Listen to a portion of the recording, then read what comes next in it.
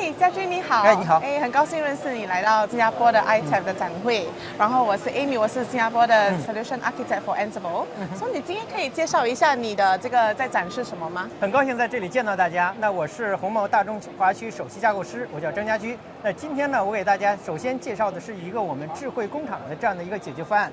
那这个解决方案呢，是说用我们的大家所熟知的 OpenShift 从 IT 域拓展到 OT 领域。那么在 OT 领域里面呢，工厂里面有很多的这样的一些产线上的这样的一些设备，这样的一些集群，同时有一些边缘的一些设备。我们用一个统一的 OpenShift 或者它的轻量版 MicroShift 给大家提供一个自动化的这样一些解决方案。关于上面的这样的一些应用，传统比如说跑在企业工厂设备里面的，我们现在把它完全的软件化，跑在容器里面，我们叫一个软件的 PLC。包括我们用于边缘的这样的一些传感器，我们也都把它做成软件，跑在我们的这个集群平台上。那今天给大家展示的，大家可以看到这里面就是这样的一个智慧工厂的一个整体解决方案。家军，这个是 AI 吗？这个是 AI 呀。可以讲解一下，好特别啊！观众朋友们，大家可能不知道，鸿茂我们现在已经在 AI 领域里面，我们已经大力的发力了。那么关于鸿茂的话，我们有一个叫做 OpenShift AI 的这样的一个解决方案。今天的解决方案比较有意思的地方是，它用在了我们所谓的传统的制造业的这样一个领域。那今天给大家展示的，我们会看到图像上，我们会有一些人影在晃动。所以我们现在呢，用 AI 的这样的一些图像识别的这样一些算法，我们可以把这里面的图像识别出来。那么这个呢，实际上是通过小模型。那后面呢，我们有一个大语言模型。大语言模型做的是，我们把图像里面识别出来这样的一些东西，给它转换成文字。也就是说，我们把视频里面能够识别东西转换成文字，这里面呢可以做一个聊天机器人，可以跟这个后台的人工去互动。比如说，你监测到工厂上有任何的这样的一些异常的这样一些情况，那可以通过自然语言与后台的人进行互动。所以说，整个的平台都是乱在我们的这个 OpenShift AI 的上面。所以这个呢是一个在工业上经常用到的场景。如果您感兴趣的话，可以多多来了解一下。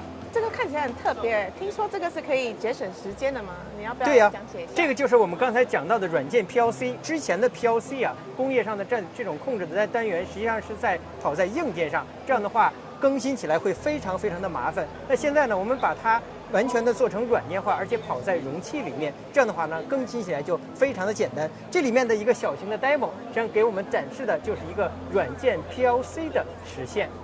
为什么今天想要展示一下那个 Edge Observability 呢？有什么特别呢？对，这个问题问得很好。我们为什么要展示边缘的可观测性呢？是因为在边缘，那我们的可观测性，我们要想实现可观测性，那我们要做更多的事情。那么另外一点就是说，我们希望在边缘我们的一些可观测性的这样一些工具，跟我们在数据中心里面，在工厂端的集群里面，那提供的这样一些工具是一些一致的工具。这样的话呢，我们就可以用同样的数据采集的方式，同样的这样的一些监控的一些手段，提供我们边缘的这样一些数据。这样的话，我们可以更好的去侦测到工厂端发生的事情，那么以一样的工具去解决这样的问题。那这个盒子是代表什么呢？这是一个非常有意思的这样的一个 demo 了。那我们今天要展示的是一个低延迟的工业自动化场景。